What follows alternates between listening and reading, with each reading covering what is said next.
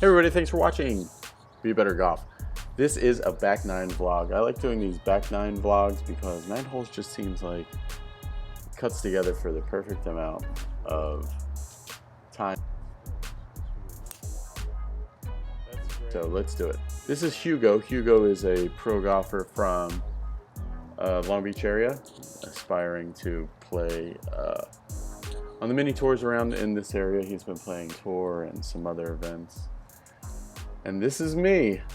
Beautiful morning. Like, if you guys are stuck in the snow, let me know what the weather is like in your area in the comments.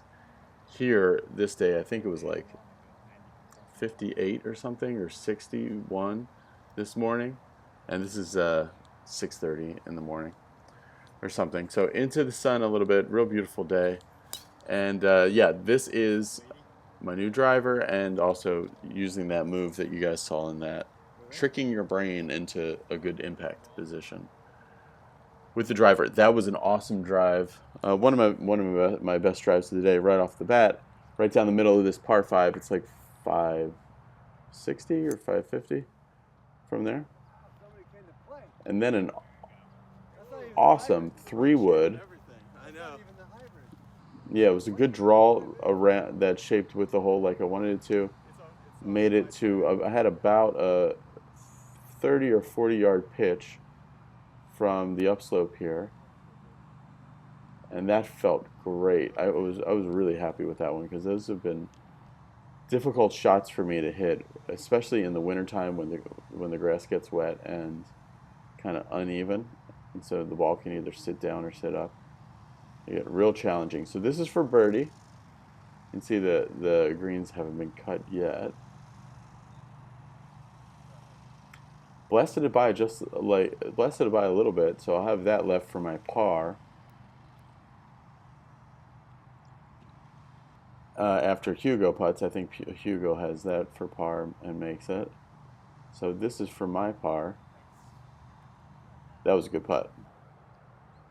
So happy to a little bit to get out of there with par, but really should have probably birdied that from where I was in 2. Hugo hits it to the left in the left trees, and so the move that had been working has worked so well on the first hole that I kind of did it to the max on that hole. So that was a little bit overdoing it as far as trying to hit directly on top of the golf ball. So the only way you can really overdo that is getting offsides. So I got offsides and got my swing from right to left a little bit too much. So this is, I believe, I had just a disaster of a hole. So that's a double bogey. It was a mess. So but that's all right. So I'm 2 over on the round, and going to my 3rd hole, which is the 12th hole. 195 yards. This is a 5-iron. So we're playing the Long Beach Open tees today, because Hugo has events on the Bow Tour where they play the back tees here at El Dorado. So he wanted to play back here, so it's fine with us. I'm also playing with, you'll see David Bertosky here, who is he trains people on the PGA Tour, LPGA Tour. He got to caddy on the LPGA Tour a couple months ago, which was really cool. So I putted that up and made that for a par on the par 3. Love making 3s on par 3s. Really being good at golf is like to a next level is making 3s on par 3s, 4s on par 5s, and 4s on par 4s, and some 3s on short par 4s, if you really want to be like really, really good. That drive was the same thing, just a little bit too much of that move, just a little bit, as far as, I don't even know if you can do it too much, but doing one thing without doing a lot of the other thing. So I hit it into the water, dropped, and hit that 6-iron from 180 yards. That was really good. I hit real good impact on that one, using trying to swing my arms both in the backswing and in the downswing faster than my rotation. Keeps me a little tighter, a little less sloppy. So this is for par. Through the shadows and into the hole, so that felt great. So that's a water ball par. One in the water, dropping 3 on the green and putting once to make a par. So from the back tees, I think this is 387 yards or something like that. So I've got driver, trying to hit a draw. You can see by the way I'm set up. I hit it very solid. That one actually felt good and blocked out a little bit to the right. And for me, blocks are, if I'm hitting solid blocks, that's when I know that I'm really close to hitting the ball really great. If I'm starting to hit solid pulls, that's when I know I'm just out of sequence and probably pretty far from hitting the ball that great. So, and I think in general, I think a lot of pros will tell you that, like, solid blocks are, it's just a little bit of risk conditions away from hitting like awesome pure draws. So don't be discouraged if you're hitting blocks. If you're hitting pulls and hooks, that's, or pulls and hooks, that's a bad combination. All right, I hit what felt like a really good impact off of that difficult lie. It was running away from me a little bit, and it ran to this spot. So I'll have this left for my par. I'm 2 over par at the moment. Try to do my Harry Callis thing and repeat the score as much as I can. That way I don't have to put up graphics. Trying to make these vlogs as doable for me as possible, editing wise, so that I can put up more of them. Great putt there. The putter was feeling good. I have not practiced putting at all, but it was just kind of one of those days where I was just, I could find the center of the putter real well. Still using the Evnroll putter. People were asking you about equipment. This is my new Strixon 785 driver. I got the tennis grip on it. That felt like a really strong, powerful drive. Just a little right. You see that thinned out tree that's like hanging over the fairway? Hit it so good that I hit it almost over that tree. It touched the top of one of those branches, kept going forward, and fell into this bunker. So that's a good poke for me. So I'll have this remaining. This is like 120 yards out of this bunker. This is gap wedge. Hit it solid, just a little bit to the right. And I have this chip shot, pitch shot, whatever, for up and down 4. So I've gotten up and down from the fringe, then from 180 yards I got up and down, then I got up and down from like kind of a bad area, and then I got up and I'm trying to get up and down here for the 4th time in a row, this time from a good area. So that time the impact you could see, usually uphill chips is the one thing that kind of wrecks my chipping motion. So it's something that I have to work on. 3 in a row, or 4 in a row. Yeah, 4 in a row up and downs there, so that's good. So still 2 over par. This is usually the short par 4 16th hole, but now we're playing it out of what they call the shoot here. So this is Long Beach Open uses this in one of their rounds. It's like way off to the right and makes this a severe dogleg right. So you have to hit through some trees and then you can go to the right at the green. So I hit hybrid and I hit it perfectly, probably like 220 yards down there. And David hit a beautiful draw. I sent this video to him. That's shaped right around the corner. So for a lefty for a draw, it was just perfect. And so he's well up there. I have 150 yards. Now this is really a totally different hole from that area. So I have 150 yards from the fairway. That part of the fairway is very soggy, and looking into the sun, I couldn't see anything. I looked up, I couldn't see anything. My impact was a little thin, but pretty good. Landed it pretty close to the green, but because it was a little thin, probably because I was thinking about that soggy ground,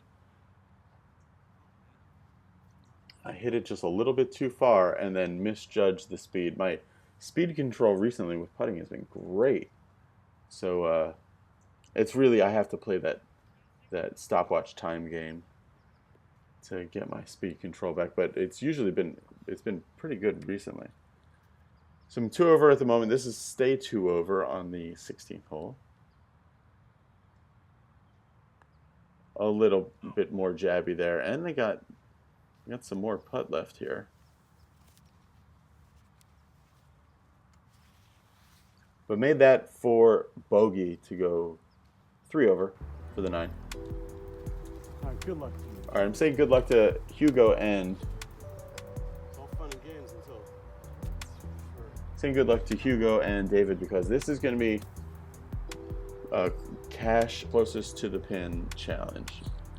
So winner gets $1 from both of the other guys. First one's on the board. All right, so I pulled it just a little bit, but I am pin high. It's qualifier. It's on the green. And you got a 2 putt. Or else you get no money. I thought it was closest to the pin. It is closest to the pin, but you got it. All right, fine. You made it. Yeah, you can leave it like that. Okay. You gotta make it. All right, so usually how we play here is with closest to the pin. If you get closest to the pin, you also have to validate it. In order to collect, you also have to validate it with 2-putting it, or actually making a par. You can't get the closest to the pin and then 3-putt and still collect. So I don't know why I said that. I had already had it, a pretty good chance by doing that, but that is usually the rule. So Hugo yanked that a little bit, and it went long left. He's been practicing like easily, and it's not an exaggeration, like 13 to 15 hours a day. Works out in the morning, goes to the golf course from 9 a.m. to 6 p.m. or so, and then does another workout and then some like homework stuff before he goes to bed. Trusty 7-iron. Good luck to him. All right, so Hugo missed the green. I'm on the green, so it's David. Hit it close enough. Hit it closer than I did. It was cool watching them. I really liked. Let me know your guys' opinion of the Phil Mickelson Tiger Woods match. I really liked that. And seeing those guys play for $100,000 or $200,000 closest to the pin, that was really cool. All right, so David did not hit the green, so I am closest to the pin, but I've got like 28 feet or so to at least 2-putt from to closest to the pin. So here's David for his par after hitting in the bunker, short left. Good putt, misses by just a little bit. All right, so I'm counting it out here. 7 steps, that's actually 21 feet.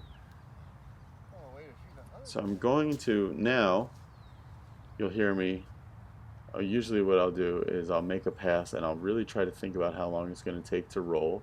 So that's what I'm doing there. I'm imagining a click and then when it would fall in.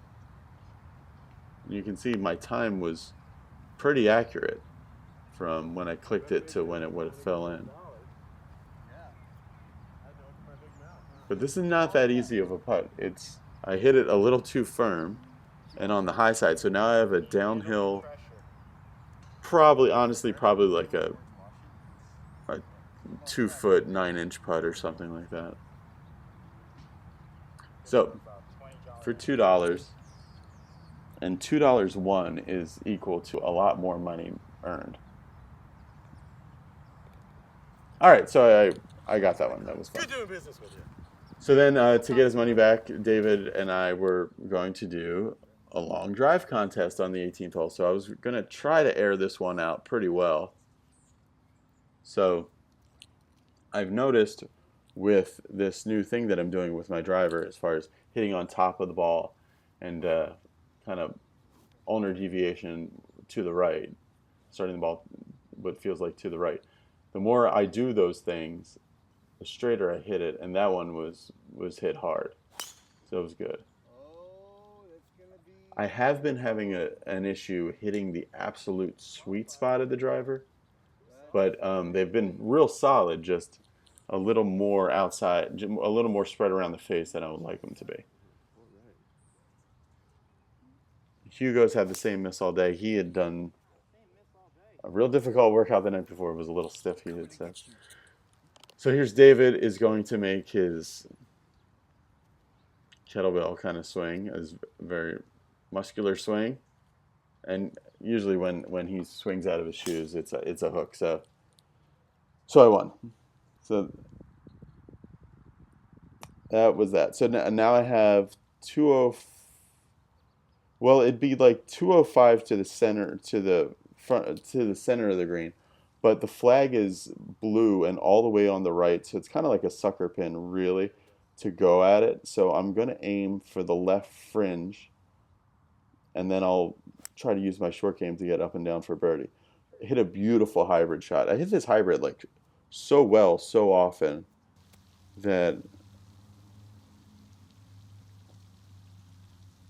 I wonder, let me know in the comments if anybody switched to graphite shafts for all their irons and it dramatically improved their game. So, because I'm wondering if the balance of, like, why I hit my hybrid. Like, I hit my hybrid, like, not like a pro, but like maybe like a mini tour pro. But I don't hit the rest of my clubs like that. So, I don't know. There was another uphill chip, very extremely poor motion there. So that's something I got to work on. But as bad as that chip was, is as good as this putt was. Geometric center of the hole to make a birdie. So it's 2 over for the round. So I made that double bogey and basically was even par for the rest of it. So a lot of things to work on, but had a lot of fun. Thanks for watching, everybody. Click the subscribe button and go to BeBetterGolf.net and check out the Reactionary Golf Masterclass. Learn a lot about the role of the lower body and building power with your golf swing with Tony Lutsak, PGA, and myself collecting a lot of this really cool information. Thanks for watching, everybody. Bye.